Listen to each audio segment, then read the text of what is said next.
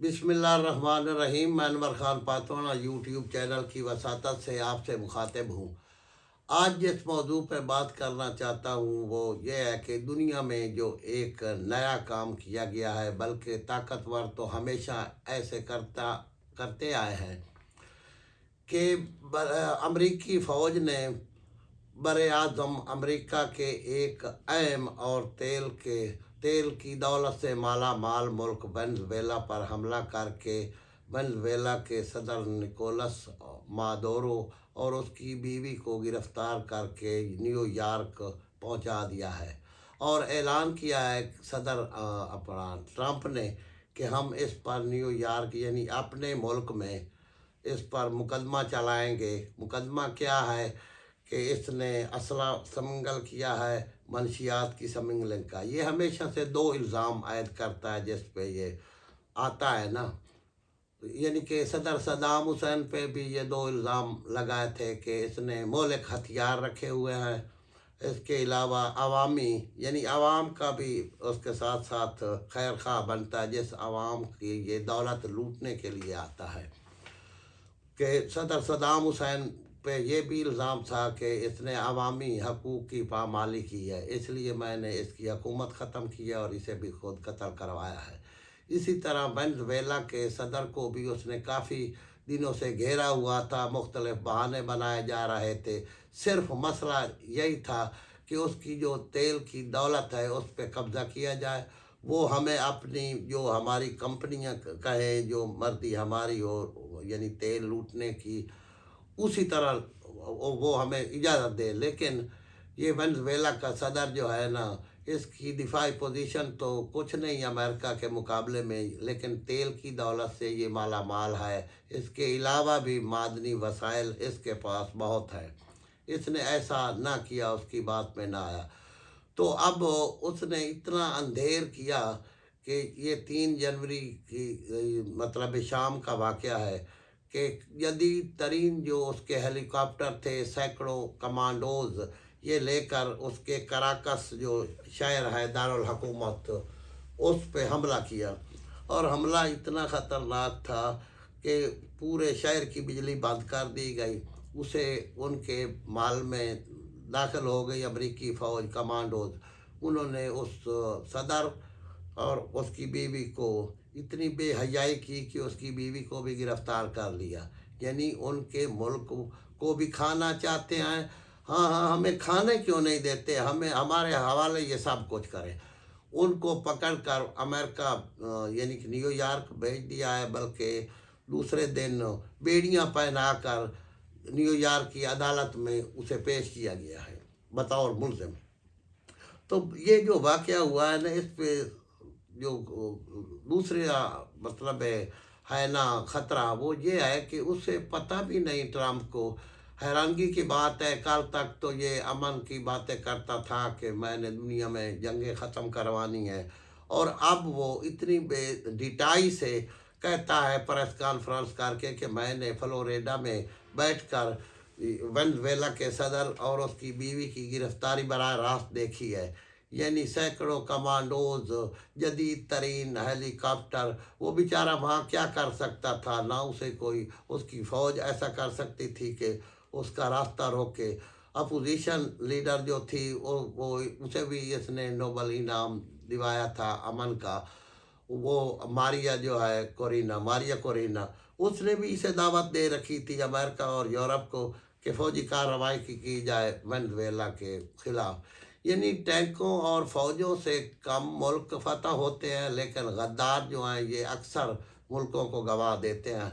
हर जगह गद्दार होते हैं जो इन्हें रास्ता बताते हैं, इनकी मुखबरी करते हैं, इन्हें दावत देते हैं। इसी तरह यानी वेनेज़ुएला में भी हुआ।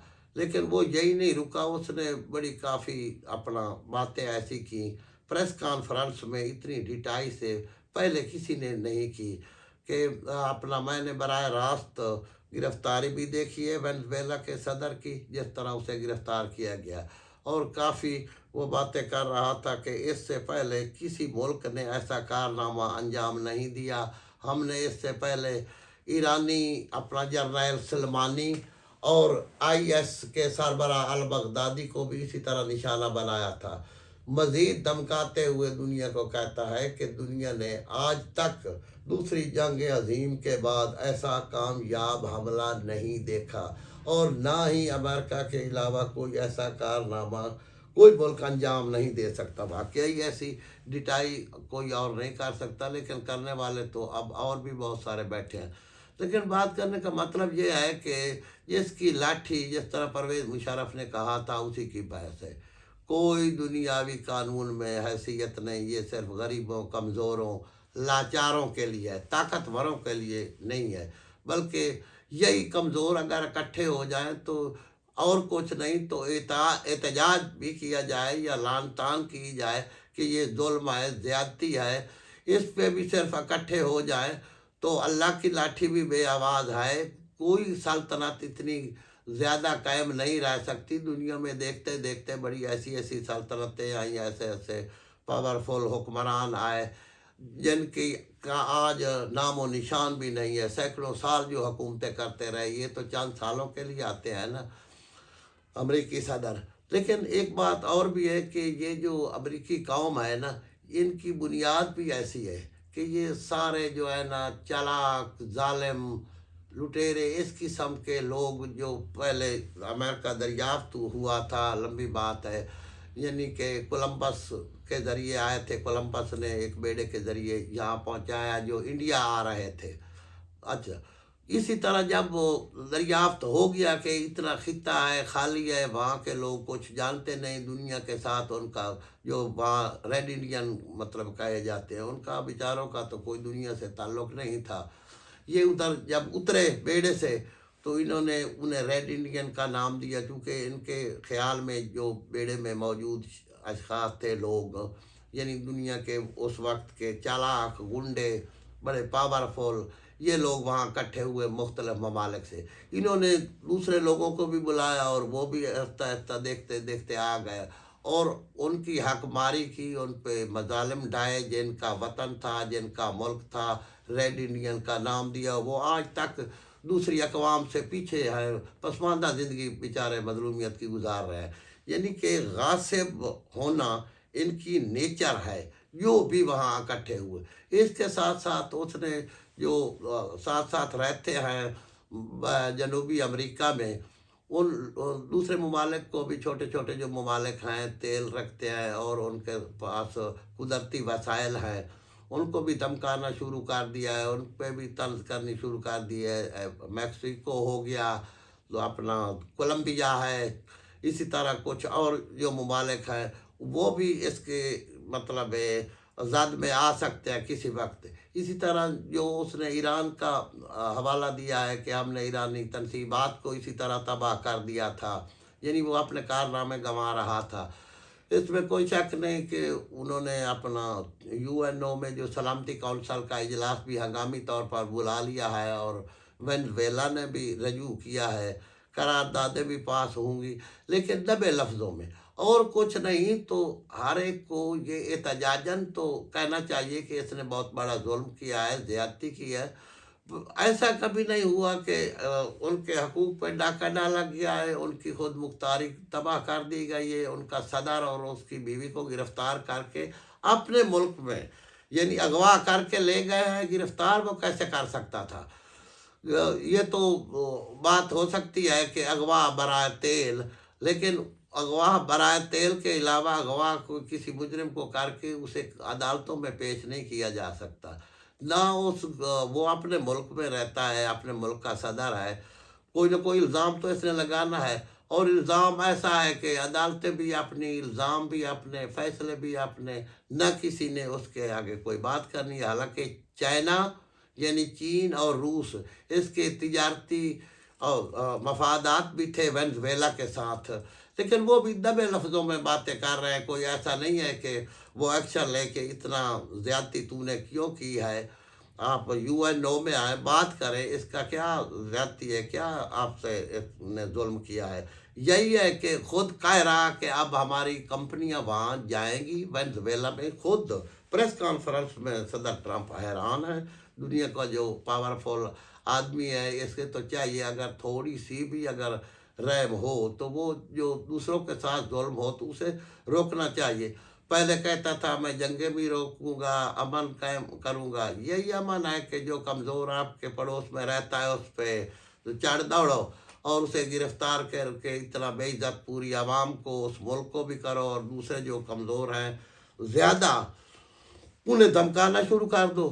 یعنی کہ یہ اس کا مطلب ہے کہ ان پہ بھی اسی طرح حملے کرے گا, ان کی خود مختاریاں بھی تباہ کرے گا. میکسیکو ہو گیا, کولمبیا ہو گیا, کیوبا ہو گیا, اسی طرح کے اور ملک جو اس کے آس پاس ہے, اور ان کی دولت سے بھی ہاتھ دھوئے گا. اور یہ ایران پہ بھی نظریں رکھے ہوئے ہے, یہ دوبارہ ایران سے پر بھی حملہ کر سکتا ہے. اور یہ جو بگرام ایئرپورٹ کا وہ کرتا ہے دعویٰ کہ وہ ہماری ہے, اسی طرح افغانستان میں بھی ہلچل مچا سکتا ہے بلکہ جنگ شروع کر سکتا ہے.